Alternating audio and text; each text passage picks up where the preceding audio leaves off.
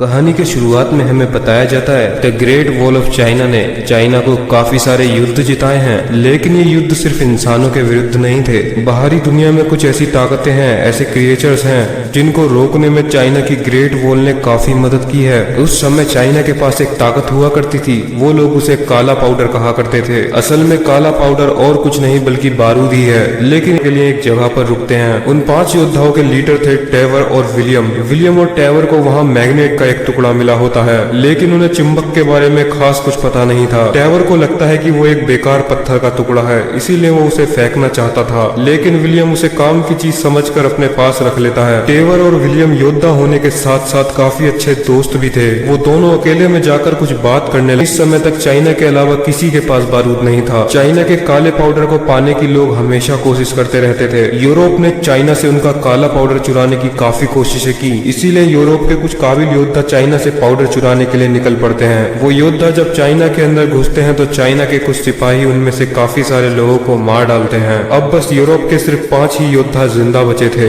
वो रात में आराम करने लगते हैं, लेकिन इतने में ही उनके साथियों को एक क्रिएचर मार डालता है। टेवर और विलियम पूरी तरीके से चौकन्ने हो जाते हैं, क्योंकि वो क्रिएचर बहुत तेज था। इससे पहले कि वो क्रिएचर उन दोनों को मार डालता, विलियम उसका हाथ काट लेता है। अब वो क्रिएचर भाग जाता है, लेकिन टेवर और विलियम उसके हाथ को रख लेते हैं ताकि वो उसके ऊपर रिसर्च कर सके और समझ पाए कि उनके ऊपर किस चीज ने हमला किया था। विलियम और टेवर अपनी मंजिल की तरफ दोबारा से बढ़ने लगते हैं। थे जनरल वू को टेवर और विलियम के पास से एक पंजा मिलता है। उस पंजे को देखने के बाद जनरल वू डर जाते हैं। तभी टेवर और विलियम के पास कमांडर लिन पहुंचती है। लिन वॉल की कमांडर थी और साथ ही में वो इंग्लिश भी बोल सकती थी, इसीलिए वो विलियम और टेवर से सवाल पूछने लगती है। लिन उन दोनों से पूछती है उन्हें वो पंजा कहाँ से मिला, जिस पर विलियम जवाब देता है कि वो दोनों आराम करने के लिए एक जगह पर रुके थे, वहाँ उनके ऊपर एक, लेकिन तभी दोबारा से उन्हें चाइना के सोल्जर्स घेर लेते हैं। वो उनसे बचकर भागने लगते हैं। वो लोग चाइना की ग्रेट वॉल पर पहुंच जाते हैं। चाइना के सोल्जर्स उनके चारों तरफ तीरों का एक घेरा बना देते हैं। विलियम और टेवर समझ चुके थे कि वो इतने सारे सैनिकों से अकेले नहीं लड़ सकते, इसीलिए वो दोनों सरेंडर कर देते हैं, जिसके बाद चाइनीज सैनिक उन्हें बंदी बना लेते हैं। चाइना की ग्रेट वॉल की रक्षा कुछ सैनिक किया करते थे। उन सैनिकों के जनरल क्रिएचर ने हमला किया और उन्होंने उसका पंजा काट लिया। लिन ये बात जनरल वू को बता देती है और जनरल वू को उनकी इस बात पर बिल्कुल भी यकीन नहीं था। अब लिन विलियम और टेवर से पूछती है वो दोनों कहाँ से आए हैं और क्यों वहाँ आए हैं, जिस पर वो बताते हैं कि वो सिर्फ व्यापारी हैं। लेकिन लिन जब उनके कपड़े चेक करती है तो वो समझ जाती है कि वो दोनों सिपाही हैं और उनका यहाँ आने का मकसद कुछ और ही था, जिसके बाद वो उन दोनों को मारने वाली होती है। लेकिन तभी ये कुछ ऐसी चीज थी जिससे वहाँ के सारे लोग घबराते थे। वह उन्हें बताते हैं कि हो सकता है कि ये दोनों निर्दोष हों, इसीलिए अभी के लिए इन्हें जेल में डाल दिया जाए। इतने में ही वहाँ भाग कर एक घबराया हुआ सिपाही पहुंचता है। वो सिपाही जनरल वू को बताता है वो ताकतें दीवार के पास आ चुकी हैं, जिस पर वहाँ के सारे सैनिक तैयार होने लगते हैं। मास्टर वैंग विलियम और टेवर को जेल में ले जाने लगते हैं, लेकिन उनके साथ आया सिपाही जेल की गलत चाल से मास्टर वैंग रोक लेते हैं। मास्टर वैंग उन्हें बताते हैं ये दोनों जो भी बोल रहे हैं वो सच है, क्योंकि उनकी तलवार पर अभी भी खून लगा हुआ था, साथ ही में उस पंजे का मांस भी ताजा था। मास्टर वैंग उनसे पूछते हैं उनके ऊपर इस क्रिएचर ने कब हमला किया, जिस पर वो बताते हैं 2 रात पहले जब वो आराम करने के लिए रुके थे तभी उस क्रिएचर ने उन पर हमला किया था और उनके 3 साथियों को भी मार डाला।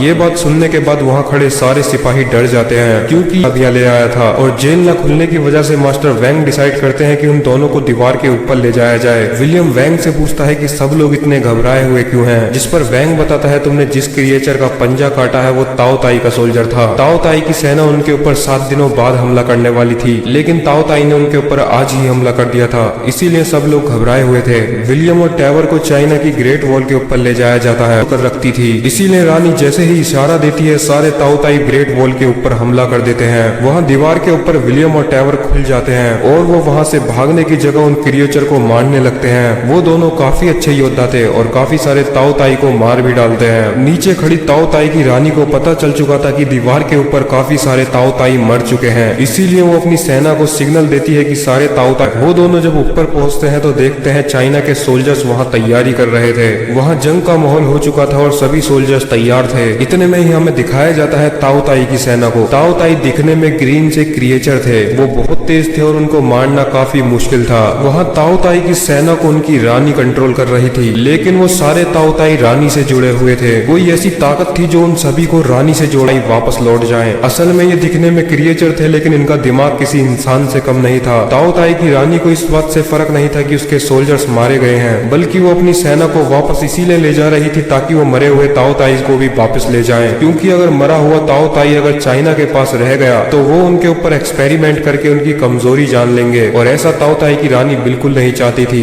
इसीलिए वो अपनी सेना को वापस ले जाए। तो कमरे भी दे दिए जाते हैं। तभी उन दोनों से मिलने के लिए बलाड आता है। बलाड भी यूरोप से आया हुआ एक सिपाही था और वो भी 25 साल पहले वहाँ पकड़ लिया गया था। उसने भी उन लोगों की मदद की, इसीलिए वो वहाँ रह सकता था। बलाड उन दोनों को बताता है वो भी यहाँ यूरोप से काला पाउडर चुराने के लिए आया था। बलाड उन्हें बताता है उसे गन पाउडर तो मिल गया, लेकिन उसे वहाँ से जिंदा लेकर जाना बहुत मुश्किल है। वहाँ पर काफी सारे सैनिक हैं जो है। उसके सिपाही मरे हुए ताओ ताई को अपने साथ ले जाते हैं। वहीं दीवार के ऊपर विलियम और टैवर अपने हथियार डाल देते हैं, क्योंकि उन्हें लग रहा था कि जनरल वू उन्हें अभी भी जेल में डालेंगे। लेकिन जनरल वू उन्हें जेल में डालने की जगह शाबाशी देते हैं, क्योंकि उन दोनों ने भागने की जगह वहाँ के सारे सोल्जर्स की मदद की और काफी सारे ताओ ताई से लड़े। अब उन दोनों को वहाँ मेहमानों की तरह रखा जाएगा। उन दोनों को वहाँ मेहमानों की तरह रखा जाता है। वहाँ उन्हें उनके ऊपर 24 घंटे नजर रखेंगे। अब विलियम और टैवर को मेहमानों की तरह तैयार किया जाता है और उनको खाने के लिए बुलाया जाता है। विलियम और टैवर खाने के लिए जाते हैं, जहाँ उनका तालियों से स्वागत किया जाता है। वहाँ हम देख सकते हैं कमांडर लिन को विलियम में काफी इंटरेस्ट आ रहा था और वो उससे बातें करने लगती है। रात में बलाड उन दोनों के पास थोड़ा सा गन पाउडर लेकर आता है, क्योंकि उन्होंने अभी तक गन पाउडर नहीं देखा, क्योंकि ताओ ताई की रानी का उन सारे ताओ ताई से कोई कनेक्शन है, और अगर रानी मर जाती है तो शायद सारे ताओ ताई मारे जाएंगे। ताओ ताई को कुछ खाना मिलता है तो वो सीधा खाना ले जाकर रानी को देते हैं। रानी का जिंदा रहना ही उन सबको जिंदा रखता है। वॉल के ऊपर एक ताओ ताई हमला कर देता है और कुछ सिपाहियों को भी मार डालता है। जनरल वू और कमांडर लिन जब वॉल के ऊपर पहुंचते हैं तो वो देखते हैं वहाँ एक ताओ ताई खड़ा हुआ था। वो था ब्लाड बताता है उसने दीवारों के अंदर काफी सारा गन पाउडर छुपा के रखा है। अगली बार जब ताओ ताई वहाँ हमला करेंगे तो इस चीज का फायदा उठाकर वो तीनों वहाँ से भाग जाएंगे। वहीं ऊपर मास्टर वैंग को विलियम के बैग में से एक मैग्नेट मिल जाती है। ये वही मैग्नेट है जो विलियम ने अपने बैग में रख ली थी। मास्टर वैंग बताते हैं ताओ ताई हर 60 साल में चाइना के ऊपर हमला करते हैं। वो बताते हैं अगर उन्हें ताओ ताई को रोकना है तो उन्हें उनकी रानी को मारना होगा। एक ढाल बना लेते हैं और ताओ ताई के ऊपर हमला करने का प्लान करते हैं, लेकिन ताओ ताई ने चाल खेली थी।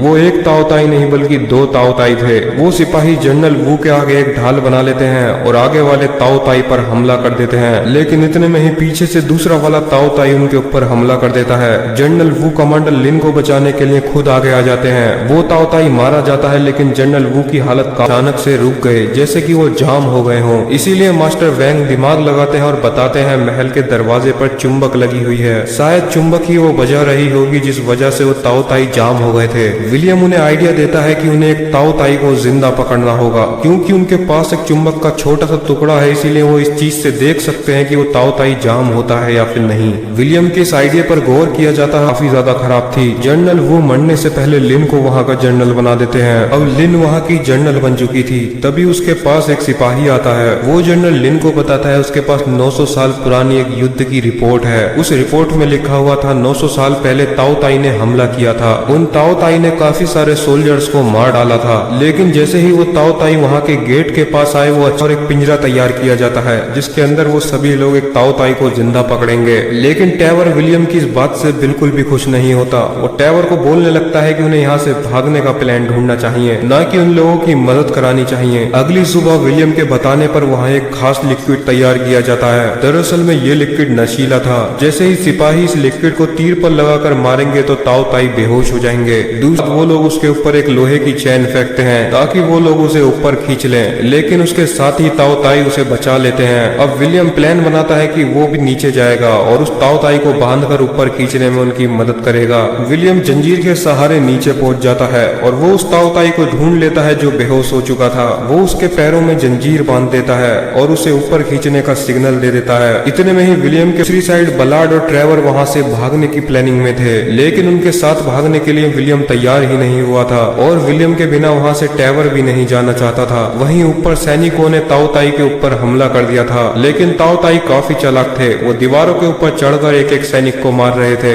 विलियम के बताए हुए नशीले लिक्विड से वो लोग ताओ ताई के ऊपर हमला करते हैं, जिनमें से एक ताओ ताई बेहोश भी हो जाता है, जिसके बाद ऊपर और ताओ ताई हमला कर देते हैं। इससे पहले कि वो विलियम को मार डालते तभी वहाँ टैबर भी पहुंच जाता है। टैबर उन ताओ ताई से लड़ने लगता है। अब विलियम और टैबर दोनों मिलकर ही उन ताओ ताई की सेना से लड़ रहे थे, लेकिन उनकी सेना काफी बड़ी थी और उनसे जीत पाना नामुमकिन था। तभी लिन ऑर्डर देती है कि काले पाउडर से उन ताओ ताई के ऊपर हमला किया जाए। वो लोग बारूद से उनके ऊपर हमला करते हैं, जिसकी वजह से काफी सारे ताओ ताई वहाँ से रानी का उनसे कनेक्शन टूट जाता है, जिसकी वजह से वो सभी जाम हो जाते हैं। वांग चाहते थे कि उस ताओ ताई को ग्रेट वॉल के अंदर ही रखा जाए, लेकिन चाइना के महल से एक सिपाही आया था।